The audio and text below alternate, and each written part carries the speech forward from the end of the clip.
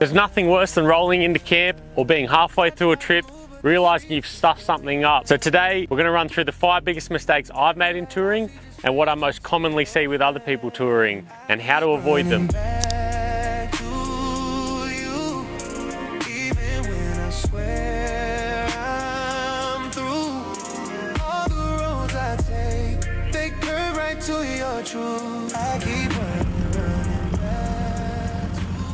A major one for me is most definitely weight. I've done it a million times where I've put too much weight in the car and literally I've used half of the stuff. A good tip is go for a few camping trips, whether it's just a couple overnighters or a weekender.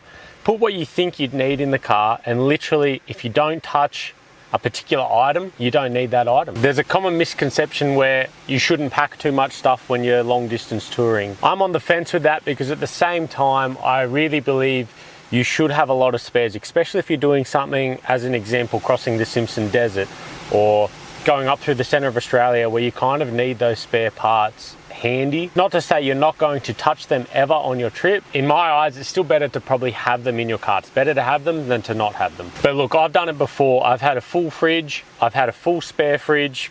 I've packed too many clothes, and let me tell you, it all adds up. It just does. The best advice is really keep it simple. Definitely weigh your car. Your local weigh bridge. I weigh the whole car. I weigh the rear axle. I weigh the front axle.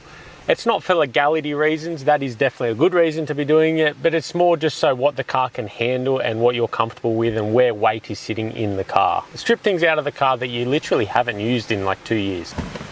This one I'm very guilty for. I've done it many, many times. And it's pretty much, it's not a race to get from A to B. It's not the distance you've traveled. Sit down and enjoy the places that you are for a period of time. I think people travel too fast. And I am very, very guilty for that in the past, and I've done that. And it's a good thing if you're trying to get to a particular destination and you just need a couple overnighters. And if there's not too much of a time limit and you're touring, just sit down and relax for a day or two in 1 or 2 spots and take it all in, because what you do remember is the nights around the campfire with your friends and family, and you don't really remember the 800-kilometer drive to get there. The way I learned how to not travel so fast in so many days is I just plan fewer stops. So I'd stay in one spot for 2 days, and then I'd have a long drive to the next spot, but stay there for 2 days. Instead of a different stay every night, but you're still driving 200 to 300 kilometers a day. Something I actually enjoy doing as well is definitely vehicle preparation. I see a lot of people, not checking your wheel nuts before you're going on a big 700-kilometer drive for the day. Land Cruisers are very well known for snapping wheel studs in the rear a lot of the time, especially the 70 series, if you've accidentally over tightened them or something. So a good thing is check the manual. I think it's about 100 Newton meters, but do not quote me on that. And get it right. Even get a mechanic to look over the car. I'm very good at doing that too. Before I know I'm going on a big trip, I'll get the entire car, and it's called a pre-trip inspection, and they'll go through the whole thing for me. It is so windy. And they'll go through the whole thing for me and make sure it's okay, and all that does is give me peace of mind. And even if something does go wrong during my trip, at least I know I've done my due diligence and I thought the car was correct. Not to say you have to do that. You can just do this at home. Check all your wheel nuts, get under the bonnet, check for leaks, get under the car, make sure your main bolts are done up that are holding all your suspension together. Just do the right thing, because literally it'll take you 15 minutes, and 15 minutes could save you $1,000 recovery in the middle of nowhere. Another one is underestimating UHF, communications, and your own personal safety. A lot of people don't realize how far you actually are from safety, or from anybody really, in Australia when you do go on some remote trips. I've personally done it. I didn't think of an EPIRB or something, and I'm very lucky that nothing has happened, but I've been stupid enough to go on remote trips with other people, and we didn't really account for if something was to happen, and nothing did happen. But it's always good measure to have communications. The car in front of you, the car behind you, even if you're solo, a UHF like this could still save your life.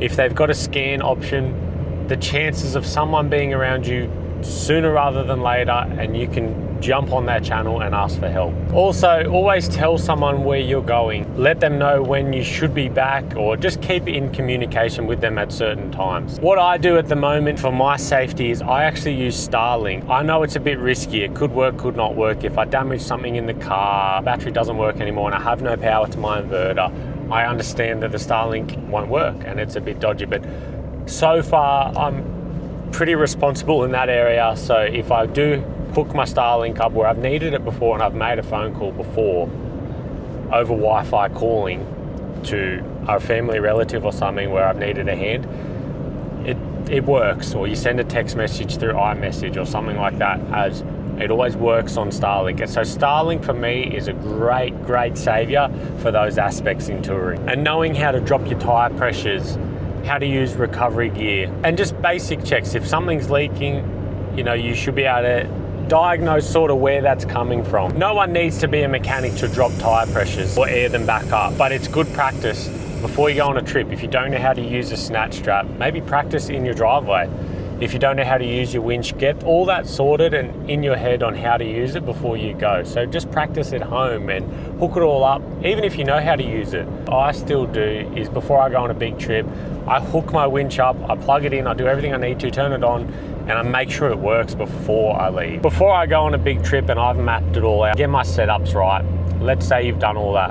When you're carrying jerry cans, I've made the mistake. I've carried 3-4 jerry cans before full of petrol to head to, say, Birdsville. I actually didn't touch those jerry cans because I was under the impression that there's no fuel out there. There would be in Birdsville, clearly, or the major towns before, but I don't really know the distance in between the towns. What happens if they don't have diesel for the day? Then I've got to wait there, and it could be 24 hours, it could be a weekend. The delivery of fuel couldn't be there. So there's all these options that would come into your head. You know, what happens if it does rain and it does flood, which we always see out in those areas of outback Queensland, and then you are sort of isolated. And the town is also isolated with no petrol. So there's a really fine line. I could sit here and tell you, don't do this, don't take that, but really just do your research is the best thing that you could do, because at the end of the day, you probably would need those 3 or 4 jerry cans in an event where fuel isn't available. It's been a busy period for them, or the truck has broken down to bring it out. There's endless scenarios that could happen. But when I did go to Birdsville, I didn't touch those jerry cans. There was enough petrol stations on the way and fuel stops on the way where I would just top up, and we got there and we got back, no dramas at all. The 5 basic mistakes that I see people make, you get those right and I promise you your trip will be 100 times better and you will have peace of mind. Thanks for watching, guys. If you got anything out of this video, please like and subscribe. Comment below if you've actually had any mistakes on your touring trips. It's interesting to know. We all make mistakes, we're all human, but if I can learn off your mistakes, comment below, because I'm still learning every day, as a lot of us are, and there's not enough information that we can consume when we're touring on how to make it better. Anyway, I'll see you guys on the next one.